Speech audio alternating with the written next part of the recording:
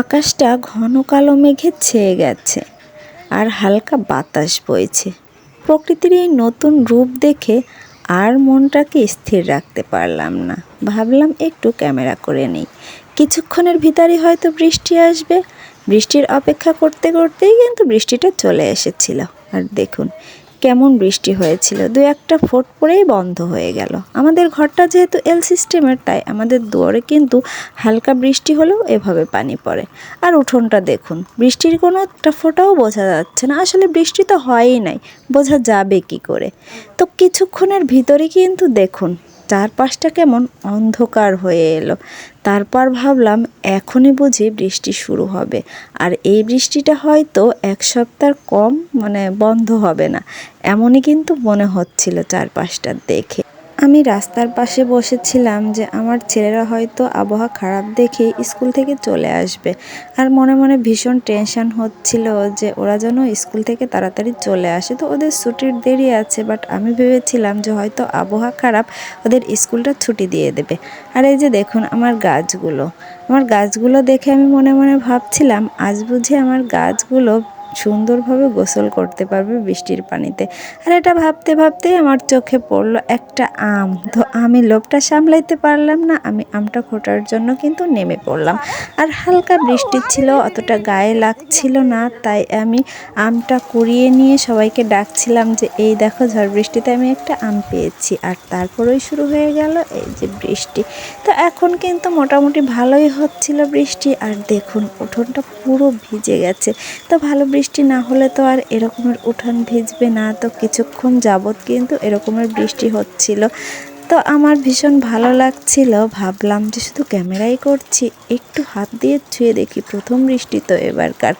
তো আমি এই যে হাত দিয়ে ছুঁয়ে দেখছিলাম বৃষ্টিটা, আর এত ভালো লাগছিল আর এত ঠান্ডা, এই ঠান্ডাটাই যেন আমরা মন প্রাণ দিয়ে চাচ্ছিলাম। তো তারপরে ভাবলাম যে আবহাওয়া যেহেতু খারাপ, কিছু ভাজা পোড়া খাওয়া যাক। তাই আমার ছোটো বোনকে বললাম যে চল কিছু ভেজে নিয়ে আসি। তো ঘরের চিড়ে ছিল, ভাবলাম যে এই চিড়ে দিয়েই চিড়েগুলোই ভেজে নিয়ে যাই।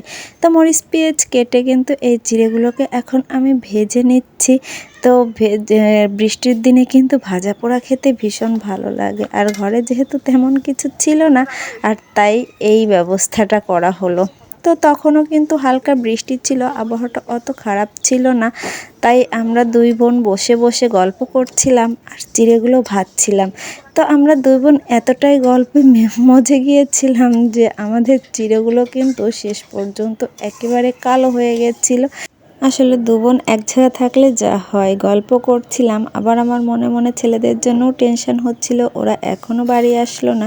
তো আমাদের চিড়েটা ভাজা হয়ে গেছিলো, একটু কালো হওয়ার জন্য কেমন জানি তিতা তিতা লাগছিল। তো যাই হোক, বৃষ্টির দিনে তবুও কিন্তু মজা করেই খেয়েছিলাম।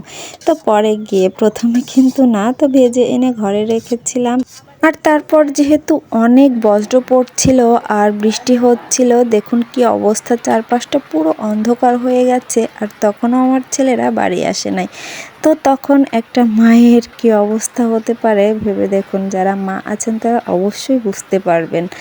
তো আমি শুধু আল্লাহর কাছে একটাই কথা বলছিলাম, হে আল্লাহ তুমি আমার ছেলেদের খোঁজ দাও, আমি যেন জানতে পারি যে ওরা সেভ আছে, ভালো আছে।